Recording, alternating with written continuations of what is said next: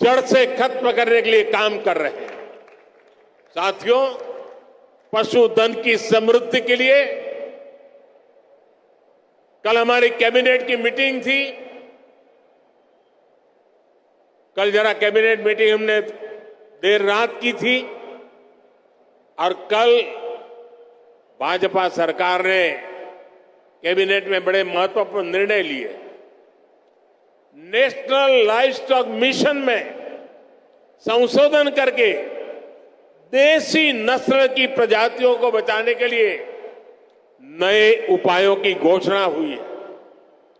बंजर जमीन को चारागाह की तरह उपयोग में लाने के लिए भी आर्थिक मदद देने का निर्णय लिया गया है। सरकार ने पशुधन का बीमा कराने में किसान का कम से कम खर्च हो, इसके लिए प्रीमियम की राशि को भी कम करने का फैसला लिया है। ये फैसले पशुओं की संख्या बढ़ाने, पशुपालकों की आय बढ़ाने में और मददगार साबित होंगे। साथियों, हम गुजरात के लोग जानते हैं कि पानी का संकट क्या होता है। सौराष्ट्र में, कच्छ में, उत्तर गुजरात में हमने अकाल के दिनों में हजारों पशुओं को एक स्थान से दूसरे स्थान पर मीलों मीलों चलते जाते देखा है। हमने पशुओं के मरते पशुओं के ढेर, उसकी तस्वीरें भी देखी है। नर्मदा जल पहुंचने के बाद ऐसे क्षेत्रों का भाग्य बदल गया। हम प्रयास कर रहे हैं कि भविष्य में ऐसी चुनौती से ना जूझना पड़े। सरकार ने जो 60,000 से ज्यादा अमृत सरोवर बनाए हैं, वो भी देश की ग्रामीण अर्थव्यवस्था को बहुत मदद करने वाले हैं। हमारा प्रयास है कि गांव में छोटे किसान को आधुनिक टेक्नोलॉजी से भी जोड़े। गुजरात में आपने देखा है कि बीते वर्षों में माइक्रो इरिगेशन का दायरा, टपक सिंचाई का दायरा कई गुना बढ़ गया। टपक सिंचाई के लिए किसानों को मदद दी जा रही है। हमने लाखों किसान समृद्धि केंद्र स्थापित किए ताकि किसानों को गांव के निकट ही वैज्ञानिक समाधान मिल सके।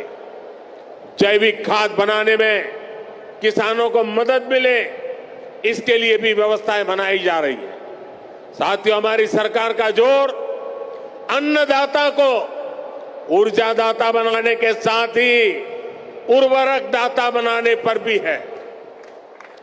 हम किसानों को सोलर पंप दे रहे हैं। खेत की मेड़ पर ही छोटे छोटे सोलर प्लांट लगाने के लिए मदद दे रहे हैं। इसके अलावा गोवर्धन योजना के तहत पशुपालकों से गोबर भी खरीदने की व्यवस्था बनाई जा रही है। गोबर से जो हमारे डेयरी प्लांट हैं, वहां बिजली पैदा की जा रही है। बदले में जो जैविक खाद बनती है, वो वापस किसानों को बहुत कम कीमत में उपलब्ध हो रही है। इससे किसान और पशु दोनों को तो लाभ होगा ही, खेत की मिट्टी के स्वाद का भी बेहतर लाभ होगा। अमूल ने बनासकांठा में जो गोबर गैस प्लांट लगाया है, वो इसी दिशा में एक बड़ा कदम है। साथियों, हम ग्रामीण अर्थव्यवस्था में सहकारिता का दायरा बहुत अधिक बढ़ा रहे हैं। इसके लिए पहली बार हमने केंद्र में अलग से सहकारिता मंत्रालय बनाया। आज देश के 2 लाख से अधिक गांव में सहकारी समितियों का निर्माण किया जा रहा है। खेती हो, पशुपालन हो, मछली पालन हो, इन सभी सेक्टर्स में ये समितियां बनाई जा रही है। हम तो मेड इन इंडिया यानी मैन्युफैक्चरिंग में भी सहकारी समितियों को प्रोत्साहित कर रहे हैं। उनके लिए टैक्स को भी बहुत कम किया गया। देश में 10,000 किसान उत्पाद संघ यानी एफपीओ बनाए जा रहे हैं, जिनमें से लगभग 8,000 बन भी चुके हैं। ये छोटे किसानों के बड़े संगठन है। ये छोटे किसान को उत्पाद के साथ साथ कृषि उद्यमी और निर्यातक बनाने का मिशन है। आज भाजपा सरकार पैक्स को, एफपीओ को, दूसरी सहकारी समितियों को करोड़ों रुपए की मदद दे रही है। हमने गांवों में खेती से जुड़े इंफ्रास्ट्रक्चर के लिए 1 लाख करोड़ रुपए का फंड भी बनाया। इस योजना का लाभ भी किसानों के सहकारी संगठनों को ही हो रहा है। साथियों, हमारी सरकार पशुपालन से जुड़े इंफ्रास्ट्रक्चर को आधुनिक बनाने पर भी रिकॉर्ड निवेश कर रही है। इसके लिए 30,000 करोड़ रुपए का एक स्पेशल फंड बनाया गया। इसमें डेयरी सहकारी संस्थाओं को ब्याज पर पहले से अधिक छूट का प्रावधान किया गया। सरकार मिल्क प्लांट के आधुनिकीकरण पर भी हजारों करोड़ रुपए खर्च कर रही है। इसी योजना के तहत आज साबरकांठा मिल्क यूनियन के 2 बड़े प्रोजेक्ट का उद्घाटन हुआ है। इसमें प्रतिदिन 800 टन पशुओं का चारा बनाने वाला आधुनिक प्लांट भी शामिल है। भाइयों और बहनों, मैं जब विकसित भारत की बात करता हूं तो मेरा विश्वास, सबका प्रयास इस बात पर है। भारत ने अपनी आजादी के 100वें वर्ष यानी 2047 तक विकसित भारत होने का संकल्प लिया है। एक संस्था के तौर पर अमूल के भी तब 75 साल होने वाले।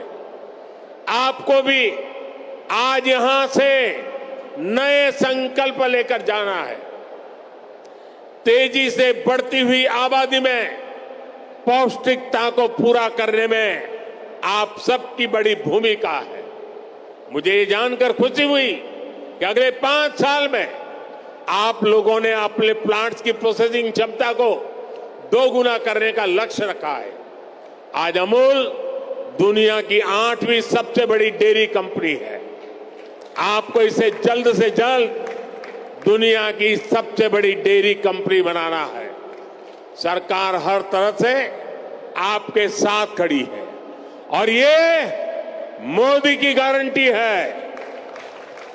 एक बार फिर आप सभी को 50 वर्ष के इस पड़ाव पर पहुंचने की बहुत बहुत बधाई और शुभकामनाएं देता हूं। बहुत बहुत धन्यवाद।